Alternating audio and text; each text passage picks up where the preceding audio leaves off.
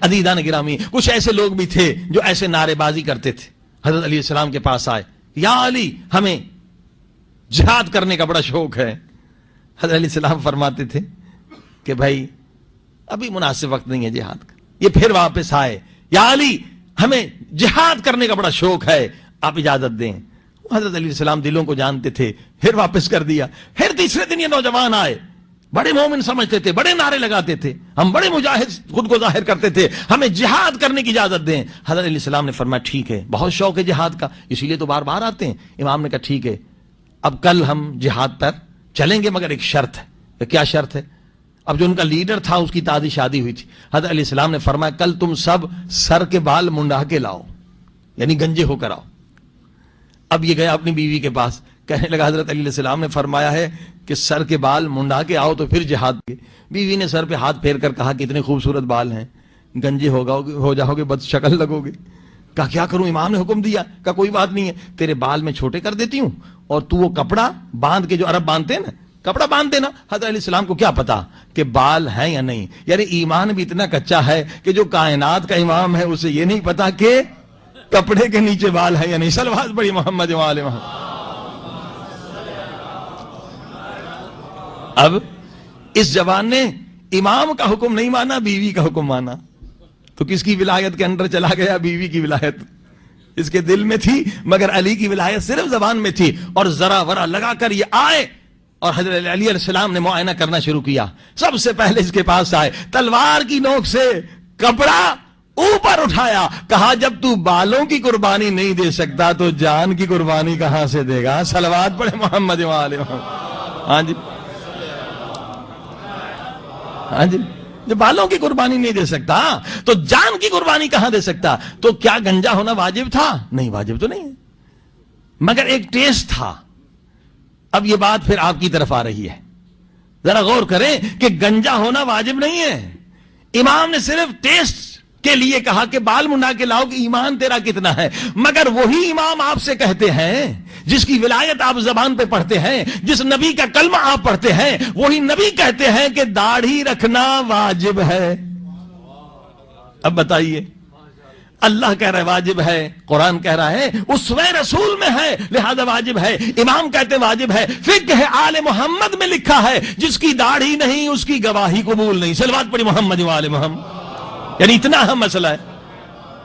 100 آدمی کہیں کہ ہم نے چاند دیکھا مگر کسی کی داڑھی نہیں تو وہ گواہی قابل قبول نہیں. یعنی اتنا اہم مسئلہ ہے. تو بھائی جب اللہ کہہ رہا ہے کہ داڑھی رکھو, رسول خدا کہہ رہے ہیں داڑھی رکھو, امام کہہ رہے ہیں داڑھی رکھو, قرآن کہہ رہا ہے داڑھی رکھو, تو کس حکیم نے کہا نہیں رکھو؟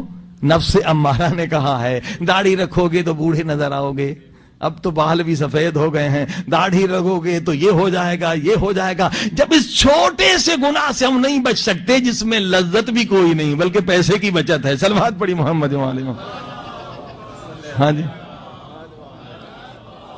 تو بڑے بڑے گناہوں سے ہم کیسے بچیں گے؟ یہ جنگ ہے نا. نفس کہتا نہیں خوبصورت نہیں لگو گے, یہ لگو گے, سارے بہانے نفس کے ہیں. بھئی جب اللہ نے حکم دے دیا بس بات ختم ہے. جب امام نے حکم دے دیا بس, جب فقہ نے کہہ دیا تو واجب ہے تو واجب ہے. عزیزان گرامی دیکھ رہے, اب ولایت یعنی حکومت کو ماننا. اسی طرح سے اگر کوئی بیوی, اگر کوئی خاتون ہے, اگر کوئی مومنہ کہتی میں امام علی کو مانتی ہوں, بی بی فاطمہ زہرا کو مانتی ہوں, اور سر پہ حجاب کرتی نہیں, دوپٹہ صحیح رکھتی نہیں. صلوات پڑھی محمد و آل محمد. تو وہ بھی زبانی نعرے لگا رہی ہے, آئیڈیل اس کا کوئی اور ہے. بی بی فاطمہ زہرا سلام اللہ علیہا کو جس نے آئیڈیل نہیں بنایا. ہاں جی, چلیے داڑھی اور حجاب کا بڑا فرق ہے. اگر آپ داڑھی رکھیں گے ٹھیک ہے, آپ گناہ سے بچ گئے, مگر یہ نہیں کہ آپ کو ہمیشہ ثواب ملا جائے. اللہ نے خواتین کو زیادہ انعام دیا ہے. اگر خاتون نامحرم کے سامنے حجاب میں رہے, جتنی دیر وہ حجاب میں رہے اتنی دیر اس کا وقت عبادت میں لکھا جاتا. آپ داڑھی رکھیں تو بس ایک حرام سے بچے, عبادت کوئی نہیں. صلوات پڑھی محمد و آل محمد. یہ اور زیادہ ان کے لیے فائدہ ہے. مثلا دیور گھر میں وہ بھی نامحرم ہے. یعنی اب یہ بہت سارے لوگوں کو یہ بھی پتہ نہیں کہ نامحرم کون ہے. یعنی جب لڑکی بالغ تھی نا, جس سے شادی ہو سکتی تھی وہ نامحرم ہے. جس سے شادی اصلاً ہو ہی نہیں سکتی, یعنی شادی سے پہلے, تو وہ جو ہے جن سے شادی نہیں ہو سکتی اس سے، یہ چچا ہے ماموں، اس سے حجاب نہیں کرنا بھائی. جن جن سے شادی ہو سکتی ہے ان سے حجاب جو ہے واجب ہے. تو جتنی دیر خاتون حجاب میں رہے گی تو کیا ہوگا، وہ ٹائم عبادت میں لکھا جائے گا. اور حجاب واجب کوئی مشکل نہیں ہے، بالوں کو چھپائے، ڈھیلا لباس ہو، ہاتھوں کو ظاہر کر سکتی ہے، چہرے کو ظاہر کر سکتی ہے. البتہ اکثر علماء کہتے پاؤں پر بھی جراب ہونا چاہیے. اب آپ نے دیکھا بس اتنی سی زحمت ہوگی، اگر 5 گھنٹے وہ حجاب میں رہتی ہے، جاب کرنے جاتی ہے، حجاب میں رہتی ہے، تو کیا ہوگا، وہ 5 گھنٹے اس کا عبادت میں لکھا جائے گا. صلوات پڑھی محمد.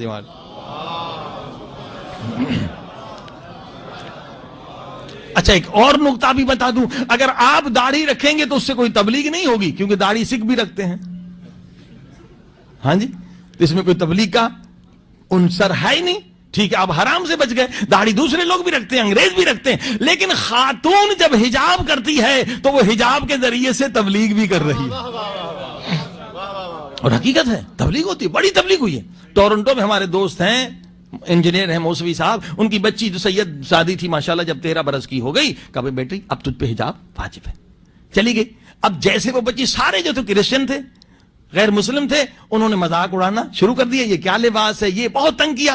بچی تھی آخر 13 برس کی، واپس آئی، کہا بابا آج مجھے بہت تنگ کیا گیا، سب نے مذاق اڑایا. کہا کوئی بات نہیں، کل پھر جانا اسی حجاب میں، کوئی مذاق کرے تو اس طرح سے جواب دینا. دوسرے دن گئی، پھر مذاق. اب اس نے کہا بھی کل بھی تم نے میرا مذاق اڑایا. اب وہ اسٹیج پر تقریر کے لیے آ گئی، آج بھی تم، تو 1-2 جملے میرے بھی سن لو.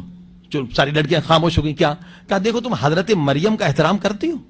سب نے کہا کیوں نہیں کرتے، ہم سارے عیسائی ہیں، حضرت مریم کو کون احترام نہیں کرتا، ہم سب عیسائی ہیں، حضرت مریم کا احترام کرتے ہیں. کہا میرا دوسرا سوال یہ ہے کہ تم نے حضرت مریم کا اسٹیچو یا اس کی تصویر دیکھی ہے؟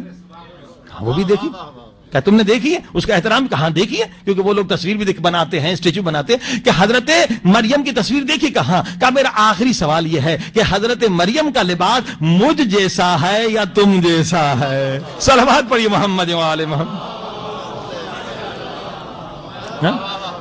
اکیلی مسلمان بچی سید زادی نے پورے کلاس میں تبلیغ کر لی. بس یہ چھوٹی تقریر کر کے اتری تو خود یہ کہتی ہے سید زادی کہ ایک کرسچن بچی آگے بڑھی، کہنے لگی کہ آج تو آپ نے میرا دل کا مشکلی، جو میری مشکل تھی، یعنی روان شناسی کے اعتبار سائیکولوجیکلی میں ایک پرابلم میں تھی، آپ نے وہ حل کر دی. کہا وہ کیا؟ کہا میں جب آتی تھی اسکول بس میں تو ظاہر ہے میرا لباس ایسا ہوتا تھا، میری ٹانگیں ننگی ہوتی تھی، تو مرد جو ہے وحشی حیوانوں کی طرح گھور گھور کے میری ٹانگوں کو دیکھتے تھے. مجھے بڑا غصہ آتا تھا کہ ان کی آنکھیں نکال دوں، کیونکہ یہ فطرت میں انسان کے شرم ہے. یہ جو میڈیا ہے نا پروپیگنڈا سے عورت کو بے شرم کرتے ہیں فیشن کے بہانے سے، اس کی فطرت میں تو شرم ہے، حیا، اور شاید دنیا کی کہیں بھی عورت ہو اس کے فطرت میں. کہا مجھے بہت غصہ آتا تھا کہ یہ لوگ کیوں میرے بدن کو دیکھتے ہیں. میں چاہتی تھی کوئی میرے بدن کو اس طرح سے وحشی کتوں کی طرح نہ دیکھے، لیکن میں سوچتی تھی ان کا کیا قصور، میں خود کو خود ننگا کر رہی ہوں، میں خود اپنی ٹانگوں کو ظاہر کر رہی ہوں تو ظاہر مرد دیکھیں گے. اب میں اس شش و پنج میں تھی کہ میں کیا کروں کہ کوئی مرد میرے بدن کو ہوس کی نگاہ سے، شیطانی نگاہ سے نہ دیکھے. آج تیرا لباس میں نے دیکھا، میری مشکل حل ہو گئی. میں بھی چاہتی ہوں تیری طرح لباس پہنوں اور میں بھی مسلمان بننا چاہتی ہوں. صلوات پڑھی محمد. الحمدللہ وہ بچی مسلمان ہو گئی. اب آپ نے دیکھا یہ حجاب کا فائدہ ہے. حجاب جب تک عورت کرے گی کیا عبادت میں لکھا جائے گا، اور حجاب کر کے جاب پہ جائے گی، جہاں جائے گی وہ کیا ہوگا، وہ ایک تبلیغ کا سبب ہے. اسی لیے اب دیکھیے فرانس والے حجاب کو روک رہے ہیں، انہیں بھی پتا ہے کہ حجاب بڑھتا چلا جائے گا تو مسلمان بھی بڑھتے چلے جائیں گے. صلوات پڑھی محمد و آل محمد.